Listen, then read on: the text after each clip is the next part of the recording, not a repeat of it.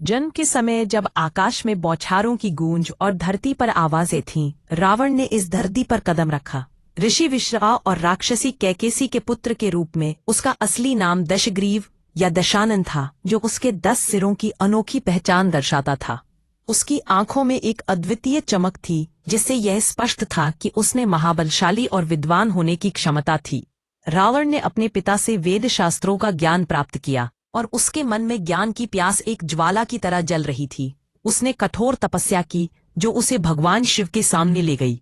शिव की कृपा से रावण ने अनेक वरदान प्राप्त किए। इन वरदानों के कारण देवता और असुर दोनों ही उससे भयभीत रहते थे। परंतु जैसे जैसे रावण की शक्ति बढ़ी, उसके अहंकार ने भी पंख फैलाए। एक दिन जब उसने स्वर्ण नगरी लंका पर कुबेर का शासन देखा, तो उसकी महत्वाकांक्षा ने उसे मजबूर किया। उसने कुबेर को हराकर लंका पर अपना अधिकार जमा लिया और खुद को लंकेश्वर घोषित किया।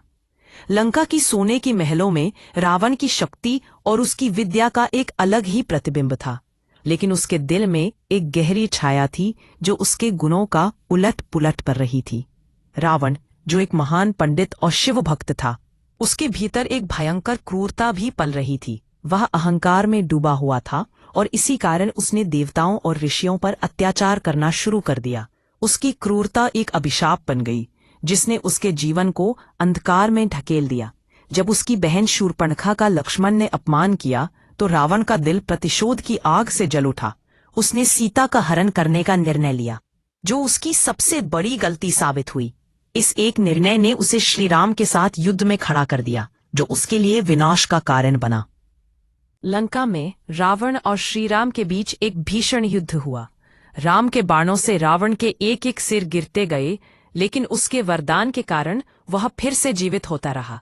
युद्ध की गूंज और धरती पर बिछी लाशों के बीच भगवान राम ने अंततः ब्रह्मास्त्र का प्रयोग किया, जिससे रावण का वध हुआ। रावण का जीवन एक गहरी शिक्षा प्रदान करता है। जब ज्ञान और भक्ति अहंकार और अधर्म से मिल जाते हैं, तो विनाश निश्चित होता है। इस प्रकार रावण एक ही समय में महान विद्वान और भयंकर राक्षस रहा।